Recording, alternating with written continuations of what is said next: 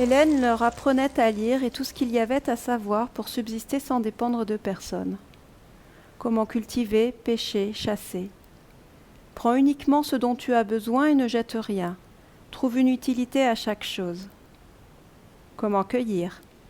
Toutes les baies sont comestibles, mais en manger trop donne la courante.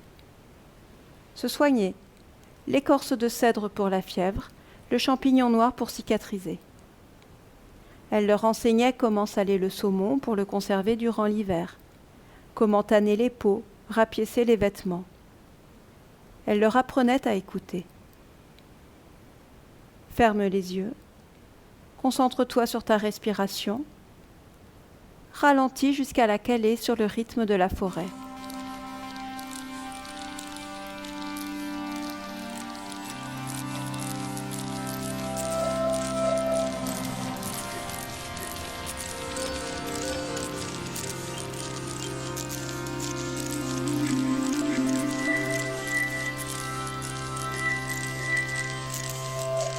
Écoutez ? Tout au début, les deux garçons ne comprenaient pas de quoi elle parlait. Ils essayèrent encore et encore, sans succès, pendant des mois, jusqu'au jour où ils n'eurent plus besoin de fermer les yeux pour sentir la forêt battre en eux comme un second cœur.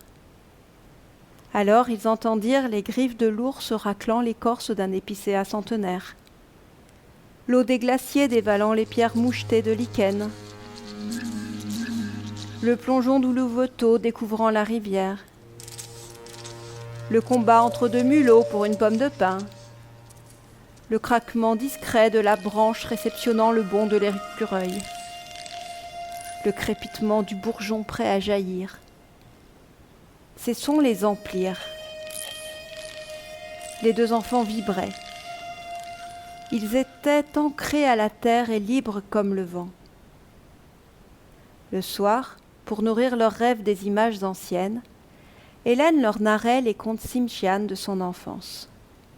L'histoire de Petit Aigle et Aigle Seul, la légende d'Aile Coupée et l'âme affûtée, ou encore celle des loups et des chevreuils.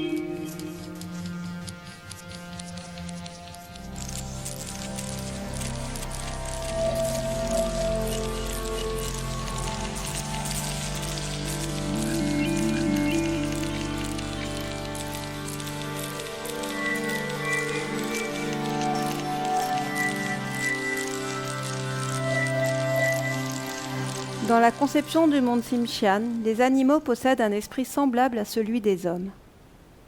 Ceux qu'ils nomment les hommes saumons vivent dans des villages en aval des rivières. La saison venue, ils quittent leur enveloppe humaine pour se glisser dans le corps d'un saumon, remontent les eaux et nourrissent les Tsimshian de leur chair, mais à la condition que ceux-ci consomment la totalité des saumons, offrent leurs entrailles à la rivière et brûlent leurs arêtes. Car si le poisson n'est pas consommé entièrement, son esprit ne peut pas regagner son enveloppe humaine. Il ne pourra pas redevenir saumon l'année suivante. Le cycle est brisé.